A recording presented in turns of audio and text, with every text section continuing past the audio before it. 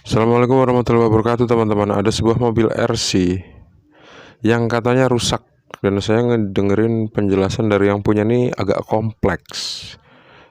Jadi sebetulnya saya jadi agak nggak fokus untuk ngerjain titik mana yang sebetulnya menjadi persoalan gitu ya. Tapi memang kali ini saya fokus untuk menghadapi kompleksitas dari seorang yang bukan ahli. Artinya yang bukan ahli elektronik, karena dalam hal ini saya ahli elektronik ya teman-teman ya. Jadi saya terima mobil ini, kemudian saya bongkar sambil saya dengerin kronologinya seperti apa. Mesin ini jelas nggak bisa hidup karena faktor satu dan lain hal. Belum selesai mesin ini saya diagnosa dengan penuh. Informasi baru juga saya udah terima, yaitu ada beberapa baterai, ada beberapa charger yang kemudian udah dimodifikasi, dan itu menyebabkan kompleksitas yang lebih lagi gitu. Jadi supaya lebih enak untuk mengerjakannya, dua-duanya saya ikutin teman. Secara teknis saya ikutin, secara penjelasan ya secara penjelasan, secara sejarah, kok bukan secara lah, sejarah rusaknya RC ini juga saya ikutin kisahnya teman-teman. Ada beberapa buah baterai yang kemudian saya coba di RC-nya dan juga nggak hidup gitu, meskipun saklarnya saya on kan teman-teman. Saya on kan, nggak hidup. Dan ciri-ciri mobil ini hidup apabila lampu LED di dalam ruang kemudinya itu nyala gitu. Baterai ini ukurannya yang asli adalah 700 mAh. Dan untuk memastikan baterai ini ada tegangannya atau tidak, saya ambil avometer digital dan harus cek tegangannya berapa. Karena di soket baterainya ini agak ngefong. Biasa kalau baterai kayak gini ya, karena kena cairan atau kena liquid dari baterai itu sendiri. Akhirnya saya agak kerok supaya probe saya bisa nempel ke tembaganya. Alhasil baterai ini ada tegangan sekitar 1,3 volt, padahal harusnya 4,8 volt. Baterai ini harus dicas dulu untuk bisa menghidupkan RC teman-teman. Nah, coba saya ukur pakai skala dioda di RC-nya teman-teman. Di kabel input positif dan negatif itu kalau diukur bolak-balik kira-kira gimana, dia short apa enggak. Itu juga bisa, kalau misalnya short itu juga sebuah kesalahan fatal, karena itu nggak boleh ya. Artinya jalurnya berarti udah rusak total kalau dia udah short. Ternyata saya ukur nggak short teman-teman. Ukurnya pakai skala dioda. Kapan-kapan saya jelasin sama kalian. Yang dulu udah pernah saya jelasin juga sebetulnya, yang ukur gimana sebuah rangkaian itu short atau tidak menggunakan avometer digital pakai ring dioda. Itu udah saya bikin kemarin. Dan kalau misalnya kalian punyanya avometer analog seperti ini, kalian pakai skala kali 1 aja seperti ini. Terus kita ukur positif dan negatifnya. Kalau jarum avometer yang nggak mentok ke kanan, berarti dia nggak short. Kalau untuk rangkaian kecil seperti ini, beda lagi sama power supply TV, dan perangkat-perangkat elektronik yang lain teman-teman karakternya. Kira-kira mana dulu yang saya harus lakukan untuk mengerjakan RC ini teman-teman? Yang jelas harus dicas dulu baterainya. Tapi gimana caranya supaya kita bisa ngelihat sembari nunggu baterainya full, itu RC-nya bisa hidup gitu. Karena mesinnya waktu dites belakangan ini atau barusan ini nggak hidup sama sekali. Artinya kan kita harus menghidupkan RC-nya menggunakan charger langsung dari charger yang tersedia saat ini. Ada charger yang outputnya 5 volt Dan itu yang kita perlukan. Kalau bisa yang lebih dari 5 volt, 5, berapa gitu ya.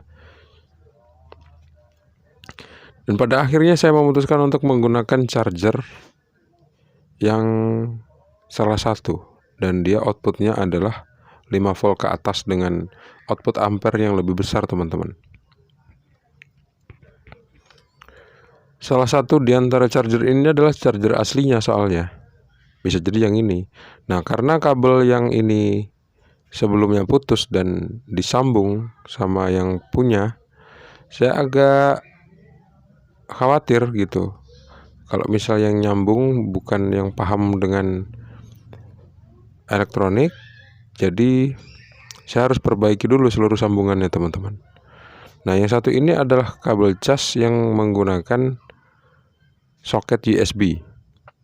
Ini juga outputnya 5 volt dan ampernya lebih besar, teman-teman. Itulah yang kita perlukan ya. Saya membutuhkan charger ini dan saya butuh menyambung kabel soket USB yang putus ini dengan kabel yang berkepala charger yang male ya, karena yang female ada di dalam mobilnya sana. Proses ini ya biasa dengan mengupas seperti ini. Terus alhamdulillah kabelnya ini lumayan agak tebal daripada kabel-kabel yang lain. Biasanya kalau untuk kabel-kabel sekecil ini serabutnya tipis banget, apalagi kabel-kabel headset, teman-teman. Tipis banget, kalau kita kupas biasanya putus dalam-dalamnya. Pun kalau misalnya kita solder nggak bisa. Harus kita bakar sedikit supaya lapisan emailnya tuh hilang. Tapi begitu kita bakar, tembaganya ikut terbakar karena saking tipisnya, sebesar rambut kan diameter kabelnya. Itu kalau untuk headset. Tapi kalau untuk ini kayaknya enggak. Nah, kabel USB tadi kabel USB tadi keluarnya tuh ada 2 kabel ya. Soket USB ini keluarnya ada 2 kabel. Untuk melihat mana yang positif dan negatif, kita harus colokin langsung ke arus listrik 220 volt. Kalau misal kita udah ngelihat lampu indikatornya hidup, sekarang kita ambil ampermeter digital skala kali 20. Kita tempelin salah satu kakinya ke salah satu kaki yang lain.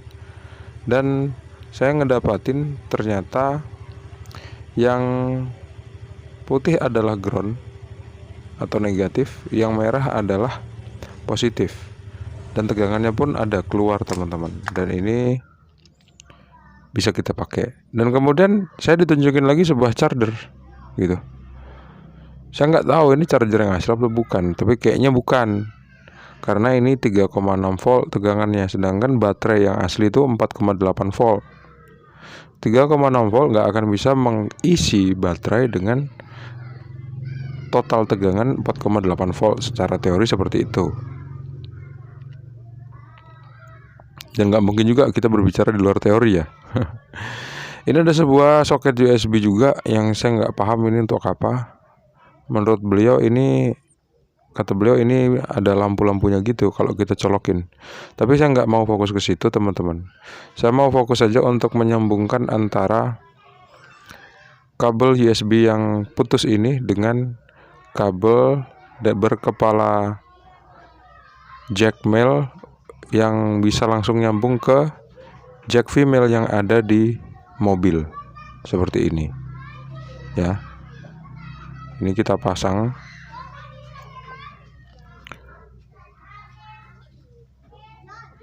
Gak bisa karena sama-sama jantan. Kalau sama betina gini baru bisa masuk. Ternyata yang di mobil itu soketnya jantan, teman-teman. Karena kekurangan soket jantan, terus yang betina di baterai ini nggak ada yang bisa diputus. Akhirnya ya maksudnya saya ngetesnya tuh tinggal ditempelin aja, dicolokin, bukan saya putus kabel terus disambung. Tapi karena proses itu kelamaan, akhirnya saya putusin kabel. Saya bercita-cita untuk putusin kabel dan saya solderin langsung ke mesinnya mobil sana, teman-teman, supaya lebih enak kerjainnya.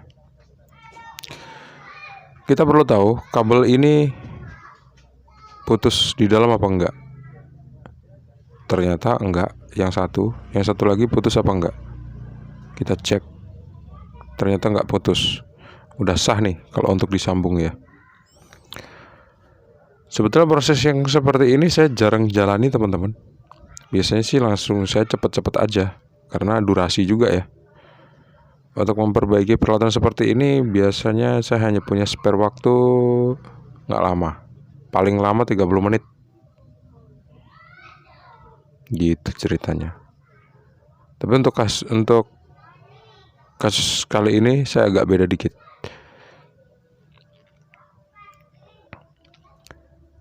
Saya coba untuk mengerjakan sesuatu yang sebetulnya nggak rumit menjadi agak ribet. Kayak gitu teman-teman. Proses yang terlalu teknikal itu sebetulnya saya sering bypass. Saya lebih ke gimana caranya satu persoalan itu cepat selesai.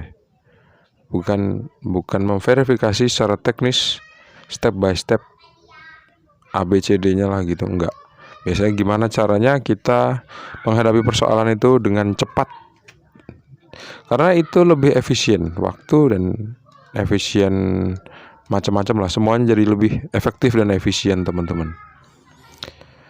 Begitu saya udah bisa colokin ya kayak gini. Ini langsung dari, saya ambil baterai nih, baterai yang warna biru, saya colokin, saya on kan, saya hidupkan apa tuh namanya, remote-nya. Dia nggak mau hidup juga gitu, lampunya pun nggak kelip-kelip. Dan sekarang saya mau cek dulu nih tegangannya ada berapa sih sebetulnya di baterai yang warna biru ini. Dan saya nambahin tegangan 4,12 volt. Mantep nih, harusnya bisa ya. Dan ampernya pun lebih gede di baterai ini teman-teman. Harusnya bisa untuk menghidupkan ini. Kalau misalnya dicolokin, terus kita on kan baterainya. Baterai sekarang udah posisi on. Harusnya lampunya hidup, tapi kok lampunya nggak hidup. Sedangkan waktu kita ukur tadi pakai avometer, waktu saklarnya on, itu avometer saya nggak nunjukin ada putus di dalam rangkaiannya.